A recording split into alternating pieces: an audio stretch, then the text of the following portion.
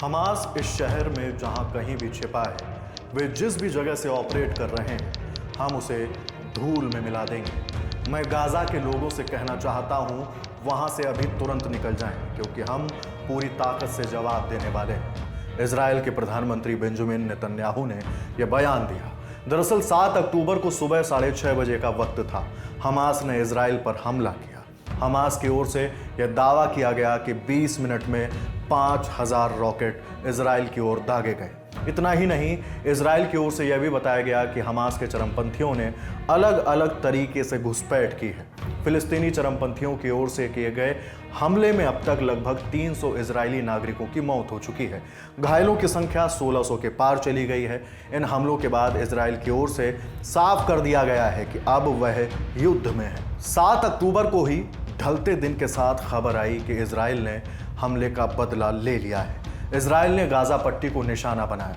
हमलों में तकरीबन 300 से ज्यादा लोगों के मारे जाने और करीब 1700 लोगों के घायल होने की खबर मिली। दक्षिणी इजराइल में इजरायली सेना और हमास के बीच 8 अक्टूबर को भी भीषण लड़ाई जारी है। सडेरोट, किबुत्ज नीर अम, याद मोर्चाई और नेतिव हासारा जैसे इलाकों में रॉकेट सायरनों की गूंज सुनाई दे रही थी।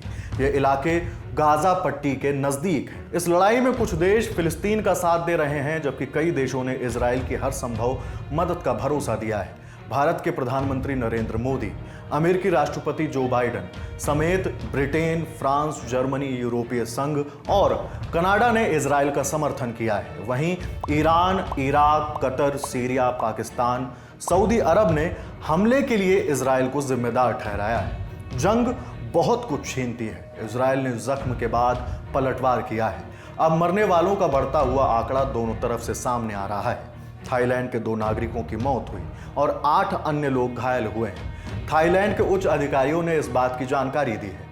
बैंकॉक पोस्ट की रिपोर्ट के मुताबिक प्रधानमंत्री श्रेथा थाविसिन और विदेश मामलों के मंत्री पर्णप्रिय बहिद्धा नुकारा ने कहा, शनिवार को थाईलैंड के 11 लोगों को किडनैप किया गया था। इन मौतों के बीच फिलिस्तीन और इजराइल आगे का प्लान बना रहे हैं। अरब लीग से जुड़े फिलिस्तीन के स्थायी प्रतिनिधि मोहम्मद अकलाउक ने रीजनल बॉडी के विदेश मंत्रियों के साथ इमरजेंसी मीटिंग की रिक्वेस्ट की है। उधर इजराइल में पीएम नेतन्याहू ने मिलिट्री हेडक्वार्टर तेल अवीव में सुरक्षा इंतजामों को लेकर अफसरों के साथ बैठक की। इजरायली सेना के प्रवक्ता ने कहा है कि गाजा बॉर्डर के नजदीकी कस्बों में रहने वाले स्थानीय लोगों को अगले 24 घंटे में वहां से हटा लिया जाएगा।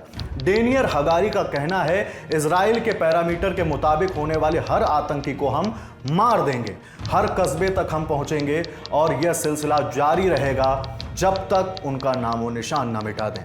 इस चेतावनी के साथ ही इजरायली सेना ने हमास के इंटेलिजेंस चीफ के घर पर हमला कर दिया। इजरायली सेना की ओर से इस बात की जानकारी दी गई।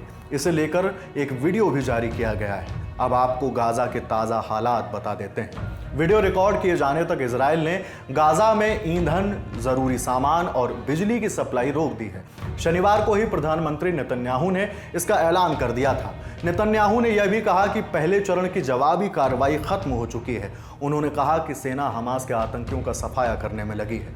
रविवार की सुबह इजराइल के प्रधानमंत्री नेतन्याहू ने अपने ट्वीट में हमास को चेतावनी देते हुए कहा कि उन सभी जगहों पर जहां हमास तैनात है, छिपा है, उन्हें हम मलबे में बदल देंगे। मैं गाजा के निवासियों से कहना चाहता हूं कि उस जगह को छोड़ दो, क्योंकि हम हर जगह जबरदस्त कार्रवाई करेंगे। इजराइल में रह रहे भारतीय अपनी बात हम तक पहुंचाना चाहते हैं तो कमेंट बॉक्स में कमेंट करें। हर अपडेट आपको मिलेगा द लल्लन टॉप। शुक्रिया।